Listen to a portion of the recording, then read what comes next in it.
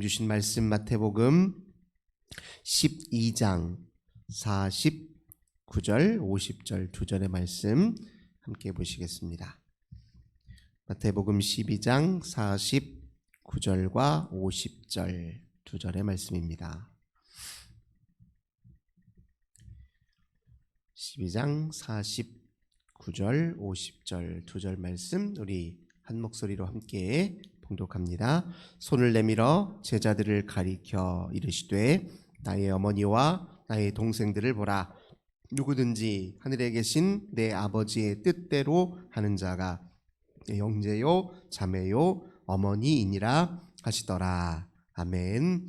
오늘도 주님과 함께 하루를 시작하시는 우리 모든 성도님들, 하나님께서 하늘의 크신 은혜와 평화 가득 부어주시길 주님의 이름으로 간절히 기원합니다. 오늘 본문의 말씀을 통해서 하나님의 가족으로 오신 예수, 이런 제목으로 함께 은혜 나누도록 하겠습니다. 우리 예수님을 가리켜서 우리가 고백하기를 주는 그리스도시요 살아계신 하나님의 아들입니다, 이렇게 고백을 합니다. 본래 이제 하나님의 아들이다라고 하는 표현은 구약 성경에서는 하나님의 기름 부음 받은 자, 하나님이 분별하여 택한 자를 가리켜서 이제 하나님의 아들이다, 이렇게 지칭했습니다. 예를 들면 시편 27편 2편 7절에 보면 이렇게 얘기합니다. 내가 여호와의 명령을 전하노라. 여호와께서 내게 이르시되 너는 내 아들이라. 오늘 내가 너를 낳았도다. 이런 표현이 있어요. 이 시편 2편은 이제 왕, 하나님이 기름 부어 세우신 왕을 가리켜서 하는 말이었습니다. 왕을 가리켜서 내가 너를 낳았다, 내 아들이다, 이제 이렇게 표현하고 있는 것입니다. 우리 예수님은 이제 하나님이 메시아로, 특별히 세상을 구원할 메시아로 택하여 세우시고 또 이 땅에 보내주신 이제 진짜 하나님의 아들이다, 이제 그런 고백을 이제 성경에서 이어가고 있습니다.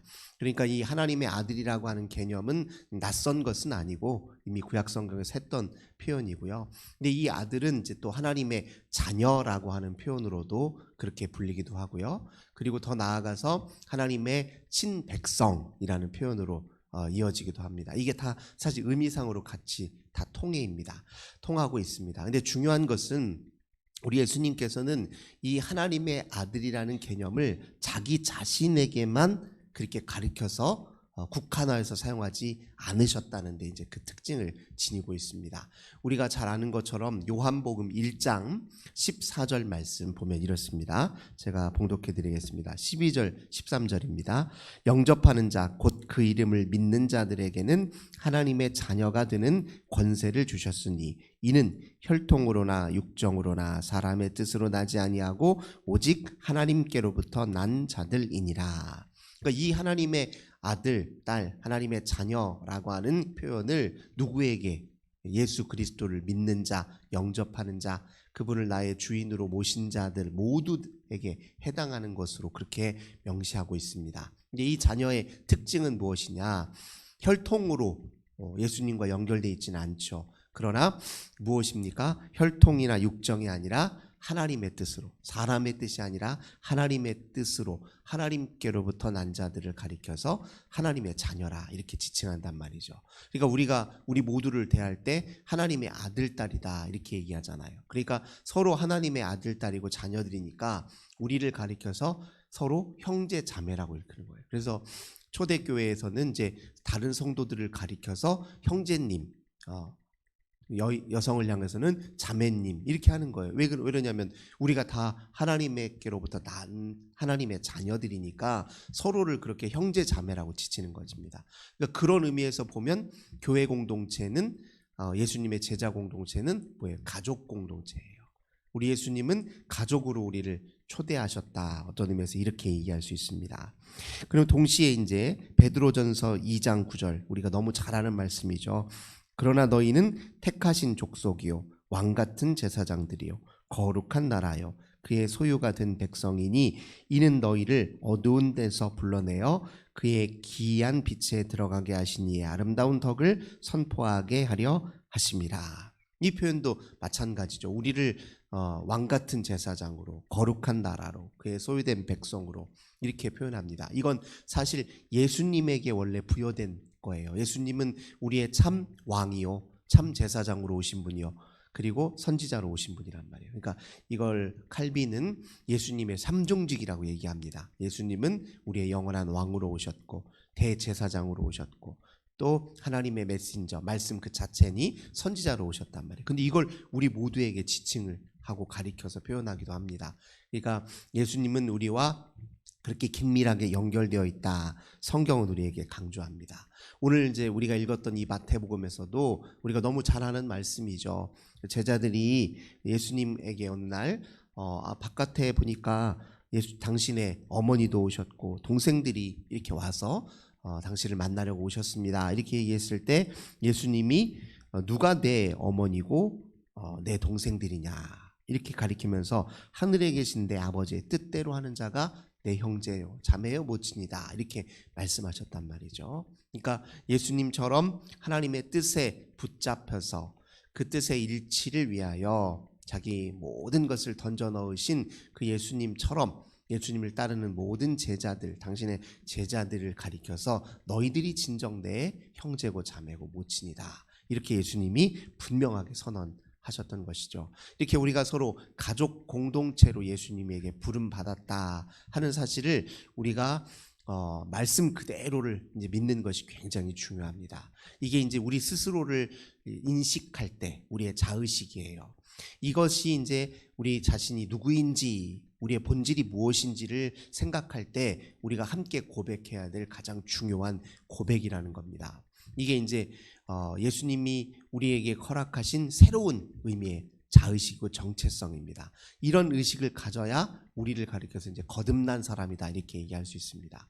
요한복음에서 보면 거듭난 사람이라는 표현이 이게 헬라어 원어로 보면요 위로부터 나다 이런 뜻이에요. 거듭나다는 게 두 번 태어나다는 뜻이 아니라 위로부터 나다 이런 뜻이에요. 원래 누구나 다 우리는 땅에 속한 사람이요 가까이는 육신의 아비가 있고 어미가 있단 말이에요. 근데 평소에는 이전에는 예수 믿기 전에는 우리 스스로를 아무개의 아들 딸로만 여겼단 말이에요. 그래서 우리 이름이 다 앞에 성씨가 있는 것은 그 성씨를 지니고 있는 그 가문의 아들 딸이기 때문에 그래요. 근데 예수 믿는 이후로는 하나님으로부터 난 자들로 우리 스스로를 다르게 인식하고 바라보는 거죠. 그러니까 자의식과 자기 정체성이 근본적으로 달라지는 걸 그걸 거듭났다라고 표현하는 거거든요. 그러니까 우리가 하나님의 아들 딸이다라고 하는 그런 의식을 그런 정체성을 분명히 하고 있어야 거기에서부터 하나님과의 친밀한 관계가 형성됩니다. 우리가 예수님이 이 땅에 오셔서 가르쳐주던 말씀 중에 당시 유대인들이 느끼기에 가장 파격적으로 느껴졌던 가르침 중에 하나가 뭐냐면 예수님이 기도할 때 하나님을 뭐라고 불렀죠? 아빠 아버지라고 불렀단 말이에요. 아빠. 이게 원래 굉장히 친근한 표현으로서의 아빠예요. 근데 당시 유대인들 입장에서는요 하나님을 아빠라고 부르는 건 상상할 수도 없는 일이었어요.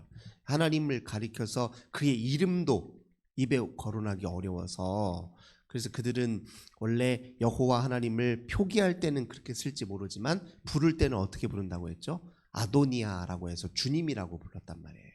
감히 여호와이라는 이름을 거론할 수 없어서 주님이라고 불러서 아도나이라고 부릅니다. 그런데 이제 예수님은 하나님을 가리켜서 아빠라고 부르니까 그것 자체가 자기들이 받아들일 수 없는 신성 모독으로 여겨졌단 말이에요. 근데 그걸 우리에게도 똑같이 동일하게 여겨 주셨어요. 너희는 이렇게 기도하라 하면서 우리에게 기도를 가르쳐 줄 때 첫 번째 주기도의 시작이 무엇입니까? 하늘에 계신 우리 아버지요. 그러니까 우리들한테 요구를 한 거예요. 너희들 기도할 때 하나님 부를 때 뭐라고 불러야 되냐면 나처럼 아빠라고 불러라 이런 뜻이에요. 하늘에 계신 우리 아버지요. 이렇게 아버지여라고 부르는 것 이것이 우리에게 주어진 뭐예요? 은혜예요. 우리가 하나님으로 예수 그리스도를 믿음으로 우리에게 주어진 정말 권세요 특권이라는 거죠. 아니 하나님 앞에 아빠라고 부를 수 있는 사람은 첫째 믿음이 있는 사람이어야 되고 그리스도의 사람이어야 되고 그걸 진심으로 받아들여서 하나님과 친밀하게 사는 것을 자기 인생의 가장 중요한 목적으로 시발점으로 삼는 사람만이 그 이름을 불러서 그렇게 기도할 수 있죠. 아빠한테 기도할 때 얼마나 다릅니까? 예를 들면 자녀들이 옆집 아저씨한테는 말하기가 어렵고 동네 할머니 할아버지들한테 말하기 어려운 것도 아빠 엄마한테는 편하게 얘기할 수 있다는 거예요. 자기가 원하는 것, 자기가 아파하는 것, 자기가 힘든 것, 자기 마음의 처지, 이 모든 걸 허심탄회하게 얘기할 수 있는 게 누구예요? 그게 자기 엄마 아빠잖아요. 그 얘기 마찬가지로 우리가 예수 믿었다, 하나님의 자녀가 되었다라고 하는 것은 하나님 앞에 말 못할 게 없다는 거예요. 털어놓지 못할 이야기가 없고, 그리고 공유하지 못할 삶이 없다는 뜻이잖아요. 무엇 하나 가릴 필요가 없는 관계가 되었다는 걸 뜻합니다. 그러니까 그런 관계 속에서 하나님하고 아빠하고 부르면서 기도하도록 우리를 이끌어 주신 분이 바로 예수님이라는 거예요. 그걸 우리에게 일깨워 주셨다는 말이죠. 근데 우리가 정말 하나님을 아빠로 대하는지 한번 생각해 볼 필요가 있다는 거예요. 멀리 계신 분, 어쩌다 한번 찾아오시는 분, 어쩌다 한번 나를 한번 이렇게 봐주실까 말까 한 분. 그러니까 하나님은 우리를 가까이 하려고 하는데 우리는 하나님을 늘 먼 곳에 멀찍이 떨어뜨려 놓고 있는 것 아닌지 우리가 되돌아볼 필요가 있다는 것입니다. 유대인들은 하나님을 초월적 하나님으로 늘 멀리 계신 분으로, 감히 다가설 수 없는 분으로 그렇게 여겼단 말이죠. 그러니까 우리가 잘 아는 것처럼 성소도 보면 지성소, 즉 하나님의 임재의 자리가 어디냐면 그 십계명의 돌판이 누러져 있는 그 지성소 안에는 대제사장만 1년에 한 번밖에 못 들어간단 말이에요. 그렇게 하나님 앞에 접근하는 것이 감히 미천한 우리가, 물론 그런 마음의 태도가 중요한 것도 사실입니다. 하나님, 거룩하신 하나님, 우리와 무한한 질적 차이를 가지신 분으로서 그렇게 인식하는 자세도 필요하지만, 근데 예수님은 그렇게 하나님을 멀리 떨어 계신 분, 우리와 거리가 먼 분으로 대하는 것은 그것은 신앙의 궁극적 목표가 아니라고 얘기를 하시잖아요. 그래서 예수님 십자가 선상에 죽으셨을 때 성전의 휘장이 찢어졌다, 이 말은 지성소와 성소의 경계가 사라져버린 거예요. 더 이상 지성소에 접근하지 못하는 게 아니라 누구나 주 안에서 하나님의 뜻 안에 있는 자들은 누구나 지성소에 가까이 접근할 수 있는 것으로 예수님이 길을 확 열어주셨다는 거죠. 그러니까 우리 인생이, 하나님은 늘 가까이 우리를 가까이 하시려고 하는데 우리는 주님을 멀찍이 떨어뜨려 하는 건 아닌지를 되돌아볼 필요가 있다는 거예요. 하나님의 자녀가 되었다, 그분의 아들 딸로 있다라는 것, 우리도 부단히 주님을 가까이 하려고 하는데서부터 그 신앙이 바르게 시작되고 또 아름답게 성숙하고 무르익을 수 있다, 이런 사실을 꼭 기억해야 됩니다. 그러니까 하나님을 어떻게 하면 가까이 할 수 있을까에 초점을 맞추어 신앙생활 하는 것이 굉장히 중요합니다. 그러니까 수시로 가까운 사람들의 특징들이 있잖아요. 수시로 자기 이야기를 이렇게 공유하는 거예요. 좋은 일도 힘든 일도 서로 공유합니다. 그리고 가장 중요한 것, 가장 인생의 중요한 선택의 순간에, 내가 뭔가를 결정하는 순간에 배제하지 않는다면, 배제시키지 않지요. 자기 인생에서 중요한 문제를 혼자 결정하는 게 아니라 하나님과 함께 결정하는 과정이에요. 우리가 지금 요즘 다윗에 대해서도 함께 공부하고 있지만 이 다윗이 가장 중요한 특징이 무엇이냐면 중요한 순간에 하나님의 뜻을 늘 물었어요. 하나님 어떻게 하면 좋겠습니까? 어찌하는 것이 하나님의 뜻이고 어떻게 결정하는 것이 우리 주님이 기뻐하실 만한 일입니까? 늘 물었단 말이죠. 이것이 하나님을 가까이 하려고 하는 사람의 가장 중요한 태도예요. 그러니까 이것이 이거 뭐 이렇게 내가 생각해도 내가 합리적으로 잘 선택하고 내가 분별하면 되지, 뭐 그 틀린 말은 아니지만 그 모든 분별과 선택의 과정에 하나님이 함께 계시고, 그리고 내 분별과 선택이 정말 하나님이 기뻐하시는 복된 결실로 이어지려면 주 하나님의 도우심과 간섭과 개입이 없으면 불가능하지, 이렇게 이렇게 인정하고 주님을 찾는 과정, 부단히 주님과 함께 하려는 과정, 가까이 하려는 과정이, 그게 하나님의 자녀로 사는 방법이다, 분명히 이야기하고 있습니다. 그 무엇보다도 우리 예수님은 뜻을 중요하게 여겼어요. 주의 뜻을, 그것도 행하는 자, 실천하는 자, 그게 바로 하나님의 자녀가 되는 가장 중요한, 자녀로서 사는 가장 중요한 삶의 원리라는 것을 오늘 본문에서도 이야기하고 있습니다. 우리가 예수님을 그리스도라고 고백하는 이유 중에 하나는 그분은 하나님의 뜻과 완전히 일치하신 분이기 때문에 그렇습니다. 우리는 하나님의 뜻과 일치하는데 이제 부단한 노력과 또 연단과 훈련이 필요할지 모르지만 주님은 완벽하게 일치하신 분이에요.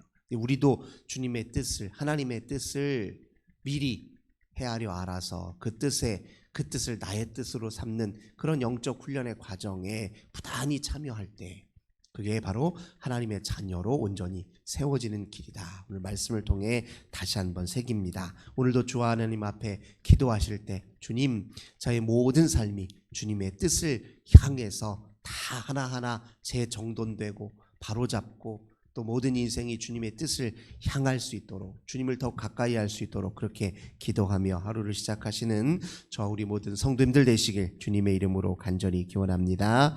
좋으신 주님 감사드립니다.